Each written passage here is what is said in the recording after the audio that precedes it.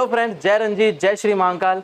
हम साइंस के लेक्चर में आपका स्वागत करते हैं। देखिए हमारा साइंस का लेक्चर अब कहाँ तक पहुंच चुका है। हम साइंस में पहुंच चुके हैं कहाँ तक, मैकेनिक्स में भी हम कहाँ क्या देख चुके हैं, फोर्सेस देख चुके हैं। ठीक है, अब देखिए फोर्सेस के बारे में हम इसके पहले देख चुके हैं क्या, टच फोर्सेस। हमने इसके पहले टच फोर्सेस देख चुके हैं, अनटच फोर्सेस के बारे में हमने कुछ देखा। टच फोर्सेस हमने इसके पहले सब देख लिए। आज हम थोड़ी बात करेंगे कैसे अनटच फोर्सेस के बारे में। कल हमने देखा था लास्ट क्लास में फ्रिक्शनल फोर्सेस। ठीक है, फ्रिक्शनल फोर्सेस इट मींस जो फ्रिक्शन जनरेट करते हैं सरफेस पर, मतलब हमारे चलने के लिए इंपॉर्टेंट होते हैं, हमारे मशीन के लिए, हमारे ब्रेकिंग सिस्टम के लिए। ठीक है, इन सब चीजों के लिए इंपॉर्टेंट सेक्शन जो होता है वो हमारा क्या हो जाता है, फ्रिक्शनल फोर्सेस हो जाते हैं। ठीक है, जो टच फोर्सेस के अंडर आते हैं। आज हम देखने वाले हैं अनटच फोर्सेस के बारे में। अनटच फोर्सेस के बारे में बहुत सारी नॉलेज है हमारे पास। ठीक है, अब देखते हैं कि यहाँ पर अनटच फोर्सेस क्या होते हैं। ठीक है, तो अनटच, ठीक है, या फिर फोर्स ऑफ विदाउट कांटेक्ट, ऐसे फोर्सेस जो बिना कांटेक्ट के ट्रांसफर होते हैं। ठीक है, ऐसे बेसिक फोर्सेस जो किसी बिना कांटेक्ट के ट्रांसफर हो जाते हैं, हम उनको बोलते हैं फोर्स ऑफ विदाउट कांटेक्ट। ठीक है, अब इसके अंदर सबसे पहला पॉइंट आता है ग्रेविटेशनल फोर्स। ठीक है, ग्रेविटेशनल फोर्स। ठीक है, ग्रेविटेशनल फोर्स हमारा पहला है। इसके अंदर हम और भी बात करेंगे, बहुत सारी बात हो जाएगी। ठीक है, तो पहली कंडीशन हमारे पास क्या है, ग्रेविटेशनल फोर्स है। अब ग्रेविटेशनल फोर्स को समझने के लिए हम चलते हैं हमारे दूसरे इलाके में। ठीक है, तो यहां पर सबसे पहले आपको दिख रहा है क्या, एक ऑब्जेक्ट। ठीक है, एक ऑब्जेक्ट है। ठीक है, और ये दूसरा ऑब्जेक्ट है। ठीक है, ये ऑब्जेक्ट है, दूसरा ऑब्जेक्ट है ना। ये जो दोनों ऑब्जेक्ट है, दोनों ऑब्जेक्ट क्या लगाते हैं, एक दूसरे के ऊपर फोर्सेस अप्लाई करते हैं। ठीक है, दोनों ऑब्जेक्ट क्या करेंगे, एक दूसरे के ऊपर फोर्सेस अप्लाई करेंगे। ठीक है, अब कंडीशन ये है कि पहला जो ऑब्जेक्ट है उसका मास है m1। पहला ऑब्जेक्ट जो है उसका मास है m1, दूसरा ऑब्जेक्ट है उसका मास है m2, और ये दोनों स्टेबल है कहां पर, स्पेस में, ओपन स्पेस में अवेलेबल है। ठीक है, तो इसका मास m1, देन दूसरे का मास है m2। ठीक है, अब कंडीशन ये आ जाती है कि हम यहां से डिस्टेंस की बात करते हैं कि इन दोनों के बीच में डिस्टेंस कितनी है। ये पहली कंडीशन से लेकर दूसरी कंडीशन तक इनके बीच की डिस्टेंस क्या है, r। ठीक है, इनके बीच की डिस्टेंस क्या है, r, हम उसको कंसीडर करते हैं। अब ग्रेविटेशनल फोर्स बोलता क्या है, ठीक है, ग्रेविटेशनल फोर्स कंडीशन ये हो जाती है कि ग्रेविटेशनल फोर्स ये बोलता है कि एक ऑब्जेक्ट जिसका मास m1 है, तो वो दूसरे ऑब्जेक्ट जिसका मास m2 है उसके ऊपर एक फोर्स अप्लाई करता है ना, उसके ऊपर एक फोर्स अप्लाई करता है। ठीक है, और ये अप्लाइड फोर्स उसकी रेडियस के स्क्वायर के ऊपर बेस्ड होता है। किसके ऊपर बेस्ड होता है, उसके रेडियस नहीं, उनके बीच की डिस्टेंस जिसको हम क्या बोल रहे हैं, r। उनके बीच के डिस्टेंस जिसको हम क्या बोल रहे हैं, r, इसके ऊपर बेस्ड होता है। इट मींस कंडीशन ये हो जाती है कि यदि हमारा पहला ऑब्जेक्ट है क्या, m1, ठीक है, उनके बीच के डिस्टेंस है r, ठीक है, और दूसरा ऑब्जेक्ट है m2। ठीक है, अब क्या हो जाएगा, ये ऑब्जेक्ट इसके ऊपर एक अट्रैक्शन फोर्स अप्लाई करेगा। ठीक है, और ये भी ऑब्जेक्ट इसके ऊपर एक अट्रैक्शन फोर्स अप्लाई करेगा। अब यदि दोनों के बीच की डिस्टेंस क्या कर दे, हम इंक्रीज कर दे, तो क्या हो जाएगा, फोर्स की वैल्यू क्या हो जाएगी, उनके बीच में जो अट्रैक्शन फोर्स है उसकी वैल्यू क्या होती जाएगी, डिक्रीज होती जाएगी। तो इसी बिहाफ में हमारा एक फॉर्मूला डिराइव होता है वहीं से। ठीक है, gravitational force is directly proportional to the mass of the first object and mass of the second object. ठीक है, directly proportional to the multiple of the object mass. ठीक है, and the inversely proportional to the square of the distance between the object. ठीक है, उन दोनों के बीच की जो डिस्टेंस होती है उसके क्या हो जाता है, इनवर्सली प्रोपोर्शनल होता है। ठीक है, यदि हम सीधी बात करें तो ग्रेविटेशनल फोर्स जो है, ठीक है, वो इंक्रीज होगा। कब इंक्रीज होगा, जब हम क्या करते जाएंगे, मास की वैल्यू इंक्रीज करते जाएंगे। जैसे जैसे मास इंक्रीज होगा वैसे वैसे ग्रेविटेशनल फोर्स की वैल्यू भी कंटिन्यूअसली इंक्रीज होगी। देन दूसरी बात करें तो ग्रेविटेशनल फोर्स कब डिक्रीज होगा, जब मतलब इनके बीच में जो अट्रैक्शन फोर्स है, ग्रेविटेशनल फोर्स किस टाइप का फोर्स है, अट्रैक्शन फोर्स ही है ना, तो ये अट्रैक्शन, इन दोनों के बीच में जो अट्रैक्शन है वो कम कब होगा, जब हम इनके बीच की क्या हो जाए, हम डिस्टेंस को इंक्रीज करते जाए।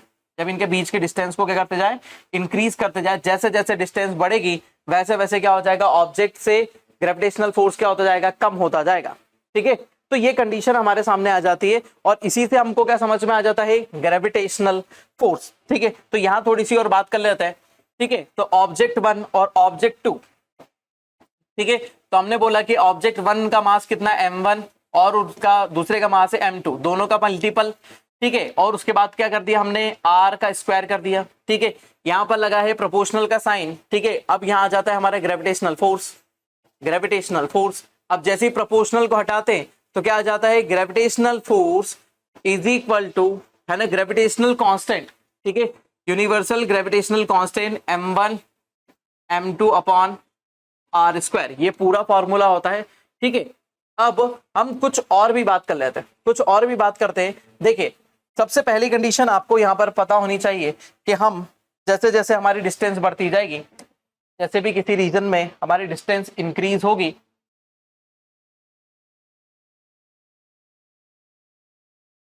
ठीक है, किसी भी रीजन में हमारी जैसे जैसे डिस्टेंस इंक्रीज होगी वैसे वैसे इसके ऊपर इफेक्ट पड़ेगा, है ना। जैसे अब हम बना लेते हैं क्या, अर्थ।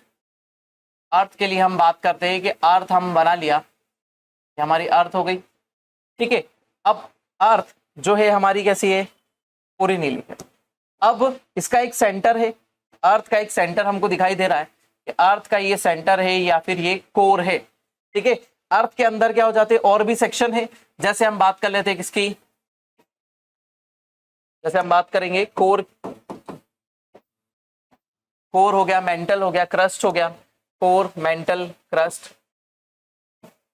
इसकी बात करें, है ना, ये हमारा कौन सा रीजन हो गया, ये हमारा कोर रीजन हो गया, है ना। या सेंटर वाला रीजन क्या होता है हमारा, कोर रीजन होता है। ठीक है, दूसरा रीजन क्या हो गया हमारा, मेंटल हो गया, ये हमारा मेंटल वाला रीजन हो गया। अब आपको थोड़ी सी चीजें एकदम होशियारी के साथ सुननी है और एकदम शांति के साथ देखें, है ना, क्योंकि यहाँ पर कंफ्यूजन वाला पॉइंट बनेगा। यहाँ पर कंफ्यूजन वाला पॉइंट क्या बनेगा वो मैं बताता हूँ। देखिए, सबसे पहली कंडीशन क्या है कि हम कोर की बात कर रहे हैं। ठीक है, अब कोर में जो ग्रेविटेशनल फोर्स है वो जनरेट कैसे होता है, फर्स्ट कंडीशन ये आ जाती है कि ये जो कोर है ना, कोर के आसपास का सेक्शन जो है, इंटरनल कोर कैसा है, सॉलिड है। इंटरनल कोर कैसा है हमारा, सॉलिड है। देन आउटर कोर कैसा है, लिक्विड स्टेट में। ठीक है, पहले इसकी स्टेट के बारे में बात करें तो ये है सॉलिड।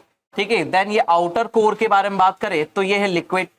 ये दोनों मोशन करते हैं, ये भी मोशन कर रहा है और आउटर कोर भी क्या कर रहा है, मोशन कर रहा है। इनर कोर फास्ट मोशन करता है, तो इनर कोर फास्ट मोशन करता है, आउटर कोर थोड़ा सा स्लो मोशन करता है। ठीक है, धीरे धीरे जिनका जो मोशन होता रहता है इसके बीच में फ्रिक्शन होता है, और जैसे फ्रिक्शन होता है तो क्या जनरेट होते हैं, चार्जेस जनरेट होते हैं। ठीक है, वही चार्जेस क्या कर देते हैं, अर्थ की मैग्नेटिक फील्ड बनाते हैं, अर्थ की एक मैग्नेटिक फील्ड जनरेट करते हैं। ये अर्थ की मैग्नेटिक फील्ड जनरेट हो गई। ठीक है, अब ये अर्थ की मैग्नेटिक फील्ड, और यही क्या है, यही फोर्स जनरेट करते हैं, attraction force towards the centre. ठीक है, अब जो फील्ड जनरेट होती है ना, उसमें हम और बात कर ले, क्योंकि हमको तो ग्रेविटेशनल फोर्स देखना है ना, कि वो कहां से आया। अब यहां पर कंडीशन हम देख लेते हैं कि हम सरफेस पर, है ना, सरफेस पर जो फोर्स होता है, ग्रेविटेशनल फोर्स की जो वैल्यू होती है वो सबसे ज्यादा होती है, मतलब मैक्सिमम होती है ना। सरफेस पर जो ग्रेविटेशनल पुल की वैल्यू होती है वो सबसे मैक्सिमम होती है। ठीक है, और जैसे ही हम टूवर्ड्स कोर जाते हैं तो ग्रेविटेशनल फोर्स की वैल्यू क्या होती है, ग्रेजुअली डिक्रीज होती जाती है। टूवर्ड्स कोर जैसे ही जाते हैं ग्रेविटेशनल फोर्स की वैल्यू डिक्रीज होती है, और कोर में ग्रेविटेशनल फोर्स की वैल्यू क्या हो जाती है, इज इक्वल टू 0। कोई फोर्स नहीं होता है यहाँ पर, ग्रेविटेशनल पुल नहीं होता है। ऐसा लगता है जैसे हम स्पेस में है ना, तो सेंटर में जो कोर है वहां पर ग्रेविटेशनल फोर्स की वैल्यू क्या हो गई, 0।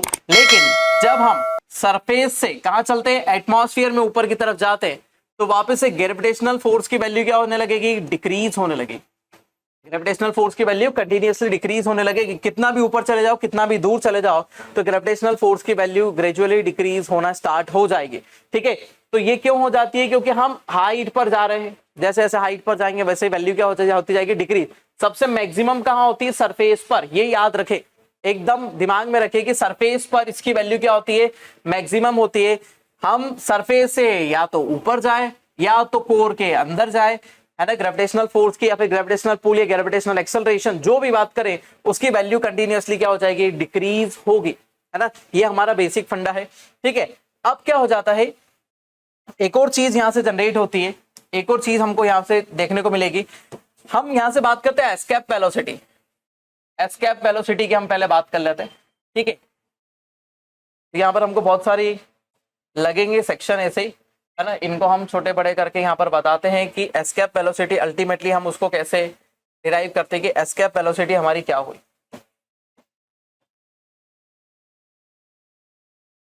ठीक है, इसको छोटा कर लेते हैं।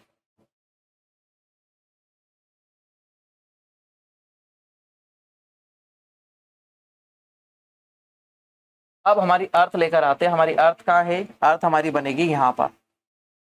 अर्थ हमारी होती है कहाँ पर, इस पैराबोला जो हमारा सेक्शन बना हुआ है इसके बीच में, यहाँ पर हमारी अर्थ होती है, अर्थ की लोकेशन हमारी हो गई।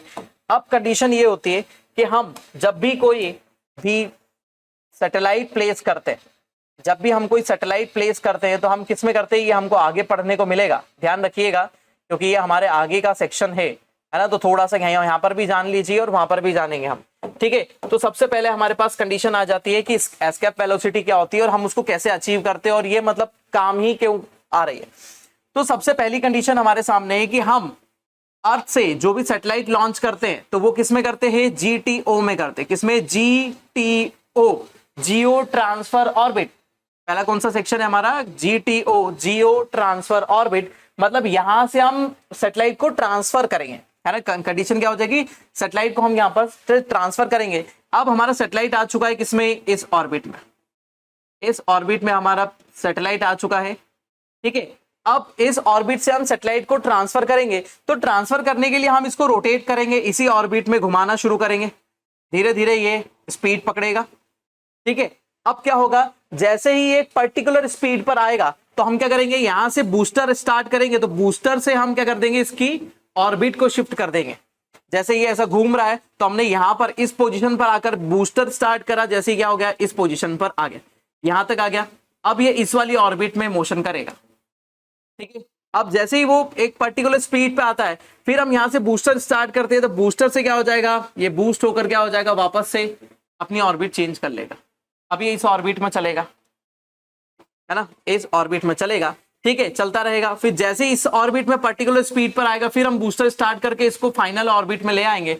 अब वो इस फाइनल ऑर्बिट के अंदर मोशन करता रहेगा, कंटिन्यूअसली मोशन करेगा, ठीक है। अब इसमें मोशन कर रहा है तो मतलब लगभग ये अपनी वो पर्टिकुलर स्पीड तक पहुंच चुका है, जिस स्पीड के बाद अर्थ इसको अपनी तरफ अट्रैक्ट नहीं कर पाएगी। अर्थ की ग्रेविटेशनल फील्ड से या फिर ग्रेविटेशनल फोर्स या फिर अर्थ की फील्ड से क्या हो जाएगा, बाहर हो जाएगा।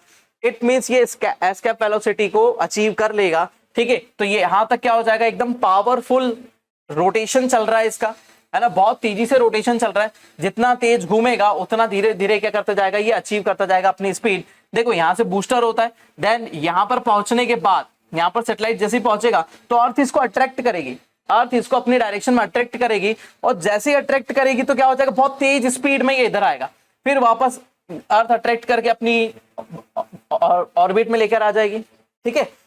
धीरे धीरे घूमता जाएगा, और जैसे ही इसकी स्पीड कितनी हो जाएगी, स्पीड की बात करें 11.2 मीटर पर सेकेंड, कितनी, 11.2 मीटर पर सेकेंड ये स्पीड आ जाती है। वैसे ही ये अपनी ऑर्बिट, अर्थ की ऑर्बिट छोड़कर क्या हो जाएगा, बाहर निकल जाएगा। सैटेलाइट उस डायरेक्शन में जाने लगेगा जिस डायरेक्शन में जाने के लिए हमने उसको क्या करा है, गाइड करा है, ठीक है।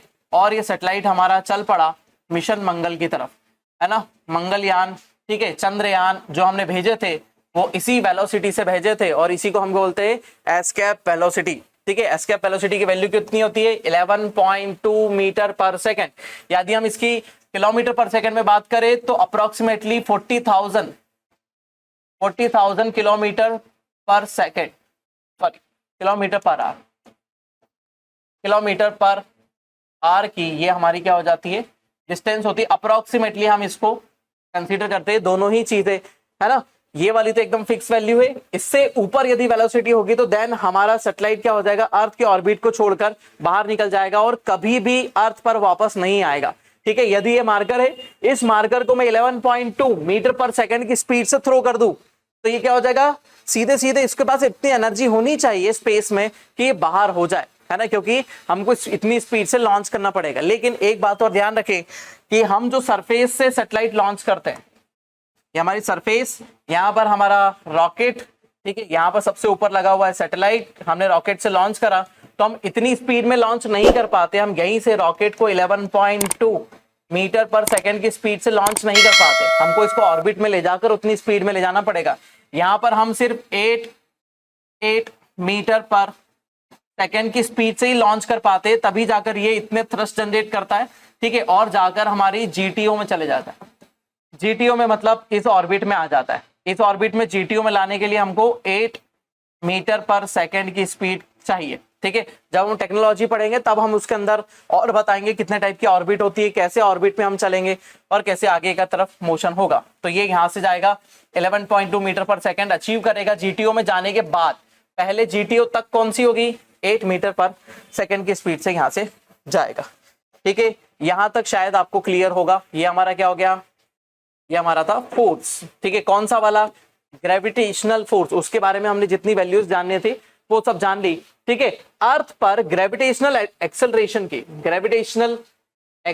की वैल्यू क्या होती है ना, उसको भी देख लेते हैं। लेकिन उसके पहले एक और चीज बताता हूं, यदि किसी ऑब्जेक्ट को हम वर्टिकली सीधा ऊपर फेंकते हैं, है ना, वर्टिकली सीधा हम उसको ऊपर की तरफ फेंकते हैं तो क्या होता है, ये ऑब्जेक्ट यहां तक पहुंचेगा, उसके पहले यहां पर होगा, है ना, ये ऊपर की तरफ जा रहा है। अभी हमने एक पत्थर को ऊपर की तरफ उछाला है, ठीक है। अब क्या होता है, ग्रेविटेशनल एक्सेलरेशन की बात कर रहे हैं, तो यहां से वहां तक जैसे ही आपने थ्रो करा वैसे उसकी स्पीड थोड़ी थोड़ी क्या होने लगेगी, कम होने लगेगी। सबसे ज्यादा स्पीड कहां होगी, आपके हाथ में। आपके हाथ में जितनी स्पीड होगी उतनी स्पीड से ये जो पत्थर है वो ऊपर की तरफ जाएगा। धीरे धीरे ऊपर जाते हुए इसका एक्सेलरेशन क्या होता जाएगा, डिक्रीज होता जाएगा। और सबसे टॉप लेवल पर यहां पर जैसे ही पहुंचेगा तो कुछ माइक्रो सेकेंड्स के लिए क्या हो जाएगा, स्टेशनरी पोजीशन में आएगा। इट मींस जो फोर्स आपने ऊपर की तरफ अप्लाई करा प्लस जो फोर्स अर्थ नीचे की तरफ अप्लाई कर रही है, दोनों फोर्स क्या हो जाएंगे, इक्वल हो जाएंगे। मतलब इक्विलिब्रियम में एकदम स्टेशनरी पोजीशन में ये ऑब्जेक्ट आ जाएगा। मतलब जो आपका अप्लाइड फोर्स, जैसे मैंने मार्कर को फेंका, ठीक है, तो ये मार्कर जिस पोजीशन पर ये हाइट तक जा रहा है, तो ये कंडीशन क्या है, ये इसकी एक इक्विलिब्रियम। यदि हम इसको स्लो मोशन में देखें तो यहां पर आकर मार्कर एकदम माइक्रो सेकंड के लिए एकदम रुकता है और एकदम वापस आ जाता है, ठीक है। तो ये पोजीशन में ये ऊपर जाने के बाद वापस नीचे, तो ऊपर जैसे ही हम फेंकते हैं तो क्या होता है, स्पीड कम होती जाती है। तो हम इसको क्या बोलते हैं, रिटार्डेशन, है ना। जब एक्सेलरेशन कम होता जाता है, जब हम उसको क्या बोलते हैं, retardation, due to gravitational force. लेकिन जैसे ये ऑब्जेक्ट सबसे हाइट अचीव कर चुका होता है, देन सीधे बहुत तेजी से नीचे आता है, सीधे बहुत तेजी से नीचे, हर सेक्शन पे उसकी स्पीड बढ़ेगी, तो हम इसको बोलेंगे पॉजिटिव एक्सेलरेशन, है ना। कौन सा एक्सेलरेशन, पॉजिटिव एक्सेलरेशन। और एक स्पीड अचीव मास के अकॉर्डिंग एक स्पीड अचीव करने के बाद वो उससे ज्यादा स्पीड से नीचे नहीं आ सकता, है ना, क्योंकि हमको उसका मास देखना पड़ेगा, ठीक है। यदि मास बहुत ज्यादा है तो बहुत तेजी से स्पीड से नीचे आएगा, क्योंकि इतना सारा मास अर्थ तेजी से नीचे खींचेगी, तो उस हिसाब से क्या हो जाएगा, थोड़ी सी स्पीड ज्यादा होगी। तो उस हिसाब से मास के ऊपर भी डिपेंडेंसी हो रही है, किसका, ग्रेविटेशनल एक्सेलरेशन की। तो ये ऑब्जेक्ट क्या हो जाएगा, तेजी से नीचे आएगा, तो पॉजिटिव एक्सेलरेशन। हमको क्या देखना है, यहाँ पर नेगेटिव एक्सेलरेशन या रिटार्डेशन, देन यहाँ पर पॉजिटिव एक्सेलरेशन, प्लस यहाँ पर एक कुछ माइक्रो सेकंड के लिए क्या हो जाएगा, रेस्ट की कंडीशन आएगी। तो ये दो चीज आपको याद रखनी है, ठीक है। ये जो वैल्यू होती है अर्थ के लिए 9.8 मीटर पर सेकेंड स्क्वायर क्या हो जाती है, 9.8 मीटर पर सेकेंड स्क्वायर की वैल्यू होती है। किसके लिए, हमारे ग्रेविटेशनल फोर्स के लिए, ठीक है। जो हमारी ग्रेविटेशनल फोर्स की वैल्यू होती है हम उसको यहां पर इतना कंसीडर करते हैं, ठीक। अब चलते हैं हम किसकी तरफ, दूसरे फोर्स की तरफ, है ना, दूसरे फोर्स की तरफ चलते हैं, है ना। जो है हमारा क्या, जो है हमारा इलेक्ट्रोमैग्नेटिक फोर्स। कौन सा फोर्स आ जाएगा, इलेक्ट्रोमैग्नेटिक फोर्स आ जाएगा। ये भी अनटच फोर्सेस का ही दूसरा पार्ट है, ठीक है। अगले फोर्स के बारे में बात कर लेते हैं। अगला फोर्स आ जाता है हमारा कौन सा, दूसरे टाइप की हम बात करें, इलेक्ट्रोमैग्नेटिक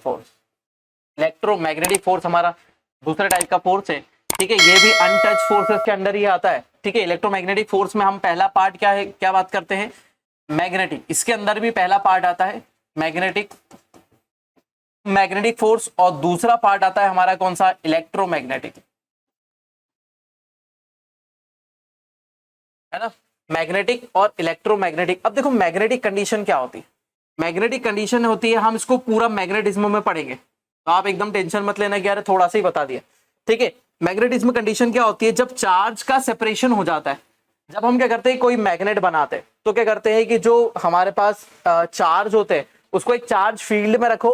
मैग्नेट्स बनाना है तो क्या करना पड़ेगा हमको, या तो उसको एक चार्ज फील्ड में रखना पड़ेगा, या तो हमको उसको करना पड़ेगा कंटिन्यूअसली इसके ऊपर एक दूसरे मैग्नेट से, है ना, दूसरा छोटा पावरफुल मैग्नेट होगा, है ना, उससे हम क्या करेंगे एक डायरेक्शन में रब करेंगे, इसको ऐसे घींचते चलेंगे तो उसके ऊपर ऐसे रगड़ते चलेंगे तो क्या हो जाएंगे, चार्ज सेपरेट हो जाते हैं, कुछ चार्ज खींच के इधर आ जाएंगे और कुछ चार्ज रिपेल होकर उसी डायरेक्शन में रह जाएंगे, ठीक है। तो कंडीशन बन जाती है कि ये जो पार्ट है, ये जो टुकड़ा है मैग्नेट का, वो क्या हो जाएगा, है ना, ये जो है सेक्शन वो क्या हो जाएगा, चार्ज हो जाएगा और इसके पार्टिकल सेपरेट हो जाएंगे। जैसे ही पार्टिकल सेपरेट हो गए तो क्या हो जाएंगे, अलग अलग हो जाएंगे, और ये क्या बन जाएगा, एक परमानेंट मैग्नेट बन जाएगा जिसके अंदर एक नॉर्थ पोल है और एक साउथ पोल है, ठीक है। अब इसके आसपास होती है क्या, लाइन ऑफ फोर्सेस,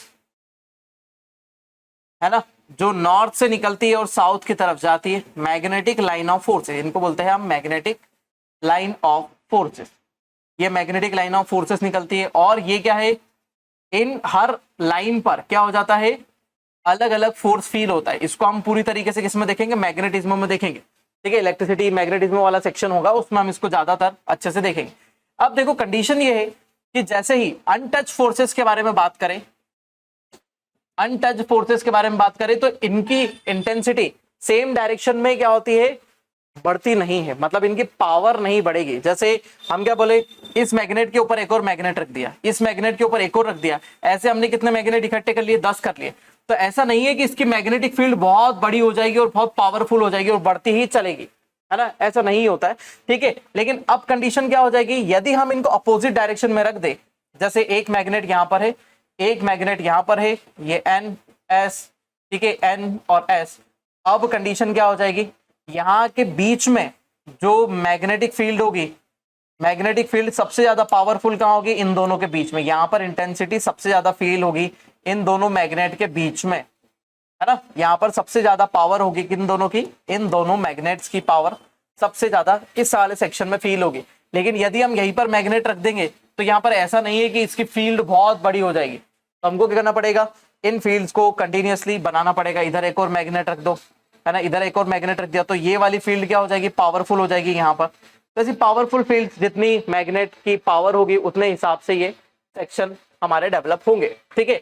अब क्या हो जाता है, मैग्नेटिक फोर्स तो आपने देख लिया, इसको हम पूरे मैग्नेटिज्म वाले चैप्टर में पढ़ेंगे, ठीक है। इलेक्ट्रोस्टैटिक, है ना, इलेक्ट्रोमैग्नेटिक के साथ में हम क्या पढ़ेंगे, इसी का सेक्शन आता है इलेक्ट्रोस्टैटिक, है ना, इसी के साथ का कौन सा सेक्शन है, इलेक्ट्रोस्टैटिक। अब इलेक्ट्रोस्टैटिक की बात करते हैं, इलेक्ट्रोस्टैटिक क्या हो जाता है, ठीक है, द फोर्स अप्लाइड, ठीक है, इलेक्ट्रोस्टैटिक। अब 2 पॉइंट चार्जेस है, एक पॉइंट चार्ज है हमारा प्लस और दूसरा पॉइंट चार्ज है हमारा माइनस, ठीक है। उसके अलावा भी हो सकते हैं पॉजिटिव, और पॉजिटिव भी हो सकते हैं, और नेगेटिव भी हो सकते हैं। ये पॉइंट चार्जेस हो गए। अब इन पॉइंट चार्जेस के बीच में क्या हो जाएगा, फोर्स फील होंगे, इन पॉइंट चार्जेस के बीच में फोर्स फील होंगे। तो इनमें, इनके बीच में फोर्स फील होगा कैसा, अट्रैक्शन का। लेकिन ये पॉइंट चार्जेस कैसे, स्टेशनरी, है ना, स्टेशनरी कंडीशन में, ये मूविंग कंडीशन में नहीं है ना। जब स्टेशनरी कंडीशन में होंगे तो क्या हो जाएगा, इलेक्ट्रोस्टैटिक, है ना, क्या हो जाएगा, स्टेबिलिटी की कंडीशन में क्या हो जाएंगे, स्टेशनरी पोजीशन में इलेक्ट्रोस्टैटिक, ठीक है। तो इनके बीच में कौन सा फोर्स लगेगा, अट्रैक्शन फोर्स लगेगा। जैसे ये दोनों फोर्सेस कैसे है, पॉजिटिव है, ठीक है, दोनों फोर्सेस कैसे हो गए हमारे बीच के, ये दोनों फोर्सेस हो गए। अब ये दोनों फोर्सेस क्या है, पॉजिटिव, तो दोनों क्या हो गए, एक दूसरे को रिपेल करेंगे। वैसे ये दोनों भी नेगेटिव है, ये दोनों एक दूसरे को रिपेल करेंगे। तो इलेक्ट्रोस्टैटिक क्या हो जाता है, जब पॉइंट चार्जेस क्या होते हैं, स्टेशनरी होते हैं। पॉइंट चार्जेस क्या होते हैं, स्टेशनरी कंडीशन में होते हैं, तो हम इसको क्या बोलते थे, इलेक्ट्रोस्टैटिक फोर्सेस, ठीक है। देखो यहाँ पर अट्रैक्शन का इलेक्ट्रोस्टैटिक है, यहाँ सॉरी यहाँ रिपल्शन का इलेक्ट्रोस्टैटिक है, यहाँ पर रिपल्शन का है, यहाँ पर अट्रैक्शन का इलेक्ट्रोस्टैटिक है। लेकिन अब हम बात करें कि जब चार्ज मूव होने लगते हैं पॉजिटिव चार्ज के अराउंड हम क्या बात करें कि ये चार्जेस मूव होने लगेंगे, है ना, सब जगह पर नेगेटिव चार्जेस है ना, ये मोशन करना स्टार्ट कर देते। कोई सा भी चार्ज हो सकता है जो मोशन करता है, जैसे हम कॉइल में देखते हैं, हम एक कॉइल को मोशन करते हैं मैग्नेट के बीच में, है ना। आपने ये सेक्शन देखा होगा, जो हम इलेक्ट्रिक मोटर होती है, मोटर के अंदर हमारा ये क्रैंक शाफ्ट होती है, यहाँ पर कॉइल लगी, इस पर कॉइल लगी रहती है, ठीक है, कॉइल वाला सेक्शन होता है। देन यहाँ पर क्या होते हैं, मैग्नेट्स होते हैं, मैग्नेट्स के बीच में ये वाला सेक्शन मैग्नेट, इन मैग्नेट्स के बीच में यदि हम क्या करें, कॉइल को रोटेट करें, तो क्या हो जाएगा, यहाँ से चार्ज जनरेट होंगे, पॉजिटिव नेगेटिव, और यही तो हमारा क्या है, जनरेटर है। तो जनरेटर भी इसी बेस पर काम करता है। तो हम इसको इलेक्ट्रिसिटी एंड मैग्नेटिज्म वाले चैप्टर में और ज्यादा डिटेल में और बहुत अच्छे से देखेंगे, हर छोटे सेक्शन को हम वहां पर पढ़ेंगे। तो इलेक्ट्रोस्टैटिक और इलेक्ट्रोमैग्नेटिक, देखो इसके अंदर क्या आ जाता है, एक मैग्नेटिक फोर्स तो हमने देख ही लिया, ठीक है, मैग्नेटिक फोर्स तो होता ही है, इलेक्ट्रोस्टैटिक फोर्स भी होता है। इलेक्ट्रोस्टैटिक कंडीशन किसकी हो गई, इलेक्ट्रोस्टैटिक हो गई जब दोनों चार्जेस क्या है, स्टेशनरी। देन यदि स्टेशनरी नहीं है तो चार्ज किस टाइप के होंगे, मूविंग होंगे, तो क्या हो जाएगा, इलेक्ट्रोमैग्नेटिक। इलेक्ट्रोमैग्नेटिक चार्ज होंगे, इलेक्ट्रोमैग्नेटिक चार्ज में चार्ज मूविंग कंडीशन में होते हैं, ठीक है। ये हमारे हो गए दूसरा टाइप का। अब अपन तीसरे टाइप की तरफ चलते हैं, जो हमारा है तीसरा सेक्शन, जिसको हम क्या बोलते हैं, एटॉमिक फोर्सेस। तीसरा हो जाएगा एटॉमिक फोर्सेस। नेक्स्ट है एटॉमिक फोर्सेस, ठीक है। एटॉमिक फोर्सेस फिर से दो टाइप के होते हैं, स्ट्रॉन्ग और वीक फोर्सेस, है ना, स्ट्रॉन्ग एटॉमिक फोर्सेस और वीक एटॉमिक फोर्सेस, ठीक है। अब एटॉमिक फोर्सेस क्या हो जाते हैं, न्यूट्रॉन और प्रोटॉन्स। न्यूट्रॉन और प्रोटॉन्स के बीच में जो फोर्सेस अप्लाई होते हैं, न्यूट्रॉन एंड प्रोटॉन्स के बीच में जो फोर्सेस अप्लाई होते हैं, उसी को हम क्या बोल देते हैं, एटॉमिक फोर्सेस बोलते हैं, ठीक है। अब ये किस कंडीशन में होते हैं, ये अट्रैक्शन भी होते हैं, अट्रैक्शन भी होगा, एक एटम के बीच में और दूसरे एटम के बीच में क्या होगा, अट्रैक्शन, रिपल्शन भी होगा, है ना, क्योंकि दो एटम्स अलग अलग टाइप के हैं, तो वो क्या कर सकते हैं, एक दूसरे को रिपेल भी कर सकते हैं।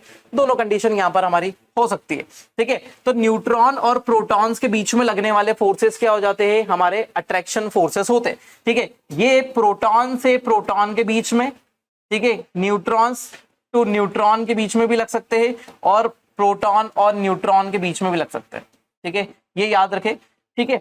तो ये फोर्सेस होते हैं जो हमारे क्या होते हैं, अट्रैक्शन रिपल्शन वाले फोर्सेस होते हैं, ठीक है। अब इनके बीच में जो फोर्सेस होते हैं, इनको किस में मेजर किया जाता है, फर्मी में मेजर किया जाता है। इनके बीच की डिस्टेंस भी हम मेजर करते हैं, ठीक है, प्लस इनके फोर्सेस के लेवल को भी हम क्या बोलते हैं, फर्मी में हम इसको कैलकुलेट कर लेते हैं, ठीक है।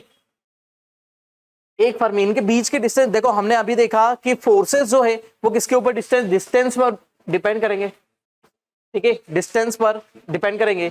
तो 1 फर्मी की यदि हम बात करें तो कितना होता है, 10⁻⁻15 मीटर, है ना। 1 fermi is equal to 10⁻15 metre होता है, ठीक है। तो ये हमारी क्या हो जाएगी, वैल्यू हो जाएगी किसकी, 10⁻15 फर्मी जो डिस्टेंस है, और इनके बीच के डिस्टेंस मेजर करने के लिए हमारे पास क्या होता है, ये वैल्यू होती है, ठीक है। तो हमने बोला सबसे पहले फोर्सेस कौन से होते हैं, strong atomic forces. Strong atomic forces it means जो मेटल्स, है ना, मेटल्स के बीच में लगते हैं, मेटल्स के जो पार्टिकल्स होते हैं उनके बीच में जो फोर्सेस लगते हैं, है ना, जो फोर्सेस अप्लाई होते हैं, उसी को हम क्या बोल देते हैं, स्ट्रॉन्ग एटॉमिक फोर्सेस। दूसरा जो हम केमिस्ट्री में देखने वाले, ठीक है, weak atomic forces. Weak atomic forces मतलब रेडियो एक्टिव एलिमेंट्स के बीच में जो पार्टिकल्स होते हैं, उनके बीच में लगने वाले फोर्सेस जो होते हैं, हम उसको क्या बोल देते हैं, वीक एटॉमिक फोर्सेस। अब इसमें कंडीशन होती है कि जो एटम है, ठीक है, ये हमारा क्या हो जाएगा, बीच का प्रोटॉन और न्यूट्रॉन वाला सेक्शन, देन इसके आसपास पूरी ऑर्बिट्स हो जाएगी, ठीक है। अब कंडीशन ये होती है कि इसकी आखिरी ऑर्बिट में इलेक्ट्रॉन क्या हो जाता है, बहुत दूर हो जाता है। इसकी आखिरी ऑर्बिट जो होती है, क्योंकि ये बहुत ज्यादा मास वाले होते हैं, तो इनकी आखिरी ऑर्बिट क्या हो जाएगी, बहुत दूर होती है, जिससे अट्रैक्शन फोर्सेस क्या हो जाते हैं, वीक हो जाते हैं। अब कंडीशन ये होती है कि इसमें जो इलेक्ट्रॉन होते हैं, है ना, इसमें जो इलेक्ट्रॉन होते हैं वो किस फॉर्म में, इलेक्ट्रॉन जो होते हैं वो न्यूट्रॉन्स के फॉर्म में क्या हो जाते हैं, बाहर निकल जाते हैं। इलेक्ट्रॉन जो होते हैं वो कन्वर्ट होते हैं और न्यूट्रॉन्स के फॉर्म में बाहर हो जाते हैं। तो न्यूट्रॉन के फॉर्म में बाहर हो जाने से हम इसको क्या बोलते हैं, रेडिएशन। इसी को हम क्या बोलेंगे, रेडिएशन ऑफ एनी ऑब्जेक्ट, ठीक है। तो जो रेडियो एक्टिव एलिमेंट्स होते हैं उनमें रेडिएशन किस कारण से होता है, क्योंकि उनके आउटर ऑर्बिट के इलेक्ट्रॉन्स कन्वर्ट होते रहते हैं कंटिन्यूअसली और उसमें डीके होता रहता है और क्या हो जाते हैं, वो न्यूट्रॉन्स में कन्वर्ट हो जाते हैं। और न्यूट्रॉन्स जब बाहर निकलते हैं तेजी से, ठीक है, ये बीटा पार्टिकल भी होते हैं, हम बीटा पार्टिकल के फॉर्म में भी इसको जानते हैं, बीटा पार्टिकल के फॉर्म में या फिर न्यूट्रॉन्स के फॉर्म में वो सीधे बाहर निकल जाते हैं। इनकी पेनिट्रेशन पावर क्या होती है, बहुत फास्ट होती है, इसीलिए किसी भी ऑब्जेक्ट को पेनिट्रेट करके, जैसे मैं खड़ा हुआ हूं, ठीक है, मेरे सामने यूरेनियम का पीस है तो वो मेरी बॉडी में से पेनिट्रेट होकर पीछे निकल जाएगा। जैसे रेडियो एक्टिव रेडिएशन की हम बात करें, दूसरा रेडिएशन हो गया तो एक्सरेज। आप एक्सरे करवाने जाते तो आपका एक प्लेट के ऊपर ऐसा हाथ रखवाया जाता है और जैसे ही वो रेडिएशन आती है तो आपके हड्डियों का ढांचा पीछे की तरफ स्क्रीन पर बन जाता है ना। तो वो क्या करता है, प्रिंट निकाल के दे देते हैं, उसमें आपको क्रैक पता चलता है कि हड्डियों का सेक्शन पता चलता है, कहाँ से वीक है, कहाँ पर एकदम स्ट्रांग है, तो वो ही क्या बता देता है, आपका रेडिएशन बता देता है। तो ये किसके कारण होता है, बीटा पार्टिकल्स के कारण होते हैं, है ना। अल्फा बीटा और गामा पार्टिकल्स होते हैं। कुछ जो हमारे सन से आने वाले रेडिएशन है उसमें गामा पार्टिकल्स होते हैं, देन यहाँ पर बीटा पार्टिकल होते हैं जो बहुत फास्ट मूविंग होते हैं और हमारी बॉडी को पेनिट्रेट करके पार हो जाते हैं, ठीक है। तो ये क्या होगा, स्ट्रॉन्ग एटॉमिक फोर्सेस और वीक एटॉमिक फोर्स। मेटल्स के बीच में जो लगेंगे वो स्ट्रॉन्ग एटॉमिक फोर्सेस होंगे और जो अदर के सेक्शन के बीच में लगेंगे क्या हो जाएगा, जो रेडियो एक्टिव के बीच में लग रहे हैं वो वीक एटॉमिक फोर्सेस होते हैं। जितने मेटल का एग्जांपल इसलिए दे रहे हो क्योंकि आपको एकदम पता होती है चीज, जैसे ये मेटेलिक पेन है, ठीक है, तो ये इसके पार्टिकल में इसके अलग नहीं कर सकता हूं, या फिर ऐसा नहीं कि पेन को रख दिया तो पेन खत्म ही हो जाएगा थोड़े टाइम बाद, है ना, इवोपरेट हो जाएगा, ऐसा कुछ नहीं होगा। तो वैसे ही मेटल हो गया, नॉन मेटल्स हो गए, है ना, मेटल हो गया, नॉन मेटल्स हो गए। तो कुछ मेटल ऐसे होते हैं जिनके वीक फोर्सेस होते हैं, जिनको हम क्या बोल देते हैं, रेडियो एक्टिव एलिमेंट्स बोलते हैं, ठीक है। तो ये क्या थे हमारे फोर्सेस में एक और बचा हुआ है जो हम सर्कुलर मोशन की बात करते हैं। मोशन से रिलेटेड एक और फोर्स बचा हुआ है, फोर्स का ये आखिरी भाग है ना, और ये फोर्स खत्म हो जाएगा हमारा, ठीक है। फोर्स का ये आखिरी सेक्शन रहेगा, फिर हमारा फोर्स क्या हो जाएगा, खत्म हो जाएगा। देखिए हम दो फोर्सेस की बात करते हैं, इसको हम यहां बात कर लेते हैं, ठीक है। फोर्सेस में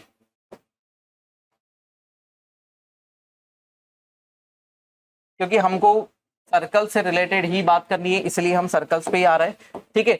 अब देखिए यदि कोई ऑब्जेक्ट मोशन कर रहा है, किसके अराउंड, एक पर्टिकुलर सेंटर के अराउंड कोई ऑब्जेक्ट मोशन कर रहा है, ये ऑब्जेक्ट ए है ना, इधर की तरफ हम मान लेते हैं ऑब्जेक्ट बी है, एक ऑब्जेक्ट यहाँ पर मोशन कर रहा है, ठीक है।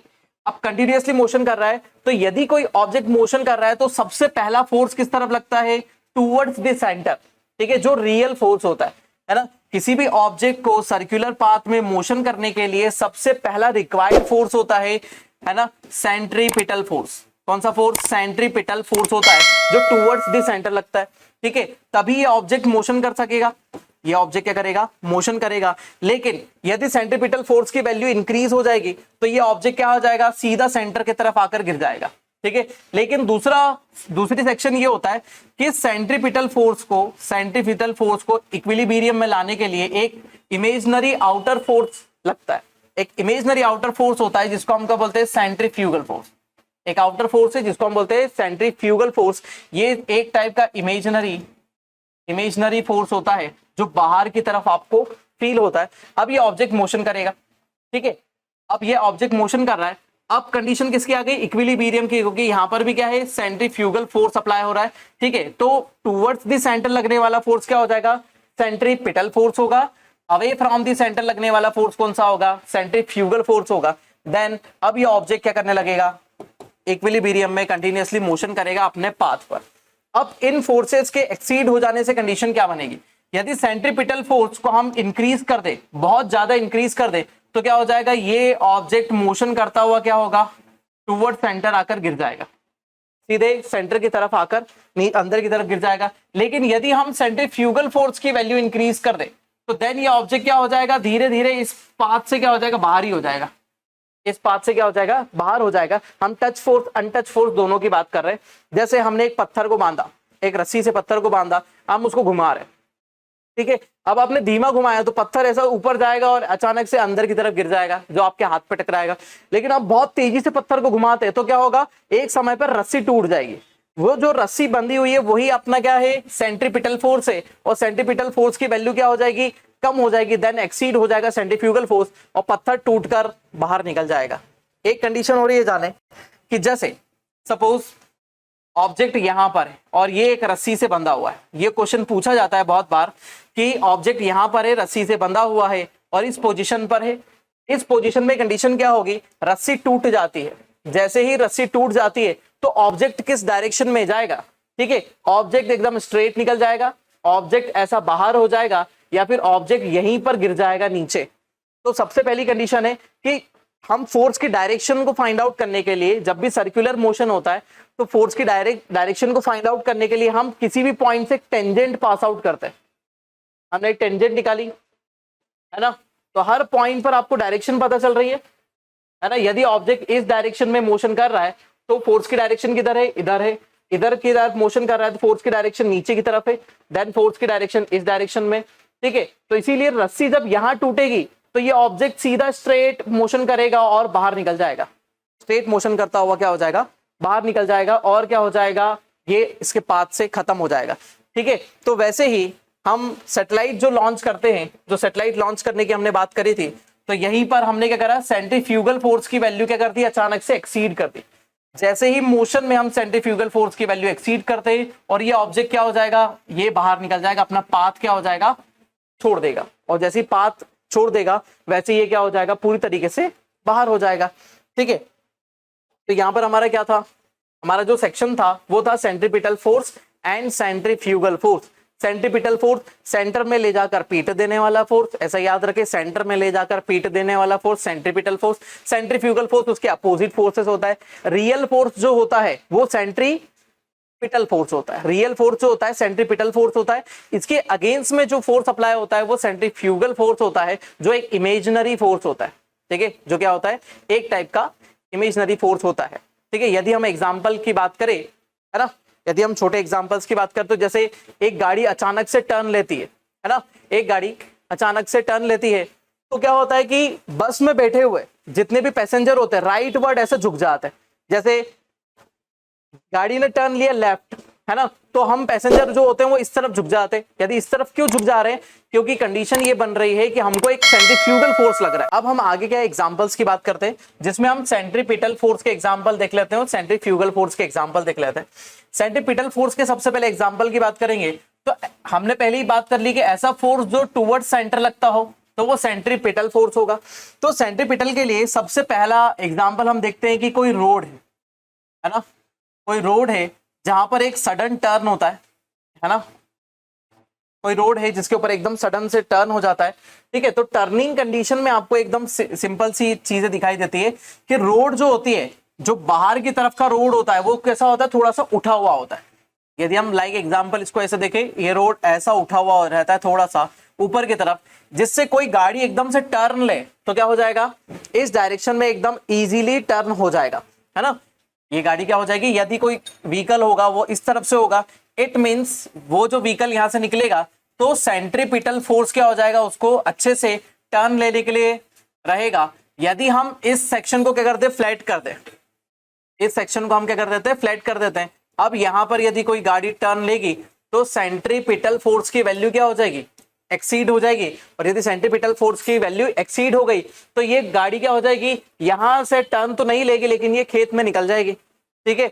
इट मींस एक्सीडेंट हो जाएगा। तो ऐसा आपके साथ बहुत बार हुआ होगा कि आपने जैसे ही क्या करा, टर्न लिया और तेज स्पीड में टर्न लिया तो आपकी गाड़ी स्लिप हो जाती है, किस तरफ, बाहर की तरफ स्लिप हो जाती है टर्न पर, ठीक है। तो ये सेंट्रीपिटल का था कि आप सेंट्रीपिटल फोर्स को ओवरकम करने, सॉरी, इस चीज को सेंट्रीफ्यूगल फोर्स को ओवरकम करने के लिए क्या कर देते हैं, रोड को ऐसा इंक्लाइन बनाया जाता है। ये एग्जांपल्स में पूछा जाता है, ठीक है। अब सेंट्रीपिटल फोर्स में सबसे ज्यादा जल्दी क्यों हमारे लिए यूज होता है, क्योंकि ये टुवर्ड्स सेंटर यूज होता है। किस तरफ होता है, टुवर्ड्स सेंटर हमारा ये फोर्स अप्लाई होता है ना, सेंटर की तरफ होता है। इसके और भी एग्जांपल, बहुत सारी चीजें, आप एग्जांपल्स पर बेस्ड ज्यादा रहे। दूसरा सेंट्रीफ्यूगल की बात करते हैं, है ना। सेंट्रीफ्यूगल्स वो फोर्स जो होता है वो अवे फ्रॉम दी सेंटर लगता है, सेंटर से बाहर की तरफ जो फोर्स अप्लाई होता है उसको हम सेंट्रीफ्यूगल फोर्स बोलते हैं, ठीक है।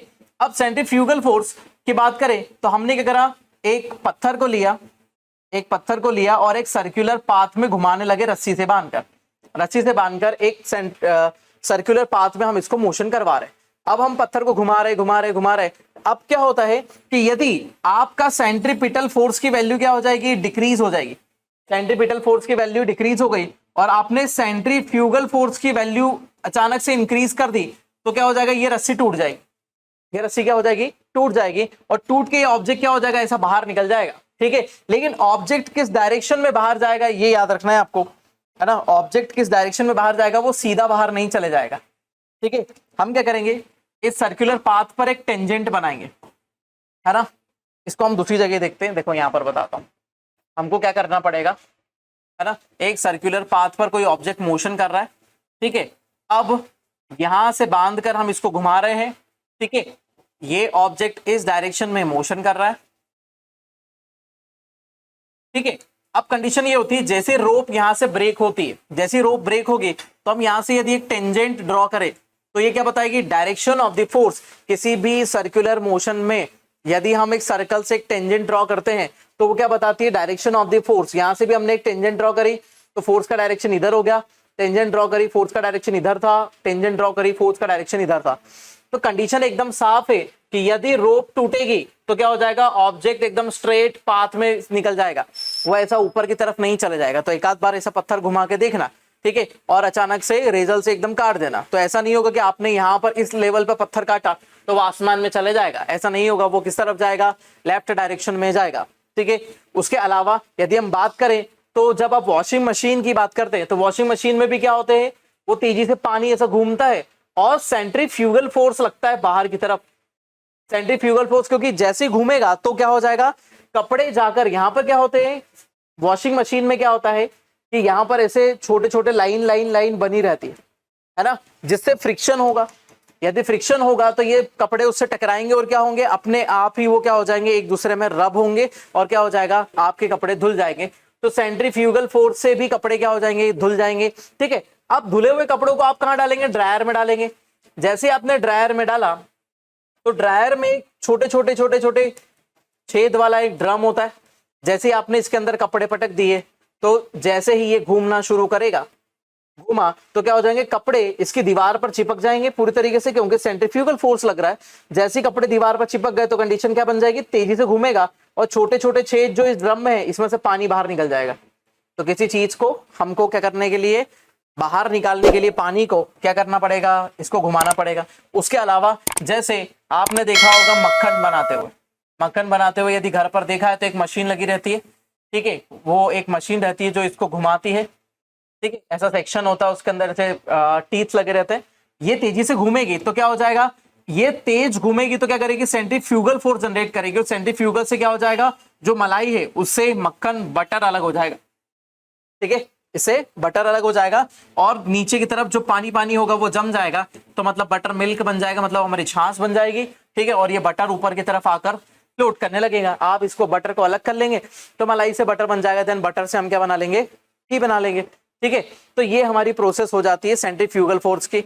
उसके अलावा जैसे ही क्या होता है कि आप बस में जा रहे हैं, बस में जाते जाते ये होता है कि अचानक से बस राइट वर्ड टर्न लेती है। कौन सा डायरेक्शन, राइट वर्ड टर्न जैसी लेगी तो आप लेफ्ट साइड ऐसा लीन हो जाते हैं, है ना, लेफ्ट साइड ऐसे लीन हो जाते। क्यों, क्योंकि आप जब गाड़ी के साथ में राइट वर्ड टर्न लेते हैं तो लेफ्ट वर्ड आपको सेंट्रीफ्यूगल फोर्स बाहर की तरफ खींचता है ना, सेंट्रीफ्यूगल फोर्स आपको बाहर की तरफ खींचता है। उसको ओवरकम करने के लिए आप किस तरफ झुकते हैं, राइट में ही झुकते हैं। जैसे एक बाइक वाला, ठीक है, एक बाइक वाला सीधे एकदम स्ट्रेट पाथ पर जा रहा है। ठीक है, अचानक से जब वो टर्न लेता है तो क्या करेगा, अपनी बाइक को थोड़ा सा ऐसा झुका लेगा, ये उसका हैंडल है। ठीक है, तो यहाँ पर जो कोई पर्सन बैठा हुआ है तो थोड़ा सा बाइक को राइट वर्ड झुका लेता है। जब वो राइट टर्न लेता है, राइट टर्न लेगा तो क्या हो जाएगा, बाइक को राइट वर्ड झुका लेगा। लेफ्ट वर्ड टर्न लेगा तो वो बाइक को लेफ्ट साइड झुका लेगा।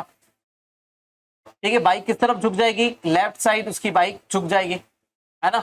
तो ये ध्यान रखें, जिस तरफ आप बाइक टर्न करते हैं उसी तरफ आपको झुकना है, नहीं तो सेंट्रीफ्यूगल फोर्स की वैल्यू क्या हो जाएगी, एक्सीड हो जाएगी। और यदि सेंट्रीफ्यूगल फोर्स की वैल्यू एक्सीड हो गई तो आप क्या हो जाएंगे, इस तरफ या तो इस तरफ गिर जाएंगे, है ना। तो ये हो जाते हैं सेंट्रीपिटल और सेंट्रीफ्यूगल वाले फोर्स के एग्जाम्पल पर सबसे बड़ा बेस बनता है यहाँ से फोर्स का भी। ठीक है, सेंट्रीपिटल फोर्स, सेंट्रीफ्यूगल फोर्स, ठीक है, इन सब का बेस जो बनता है वो यही एग्जाम्पल से ही बनता है। एग्जाम्पल सबसे ज्यादा मैकेनिक्स में शुरू से बोला हूं मैं कि example example example example plus example मिलेंगे आपको क्वेश्चंस। तो क्वेश्चंस देखते चले, आपको एग्जाम्पल उसमें मिलते चलेंगे। ठीक है, तो ये था हमारा यहाँ तक का सेक्शन। ठीक, अगले वाले सेक्शन में हम देखने वाले work, energy, power, equation of motion तो हो चुका हमारा टाइप, वो हमारा न्यूटन्स लॉ ऑफ मोशन। ठीक है, मोशन और फोर्सेस के लॉ हम देखेंगे यहाँ पर, फोर्स तो हमारा खत्म हो चुका है।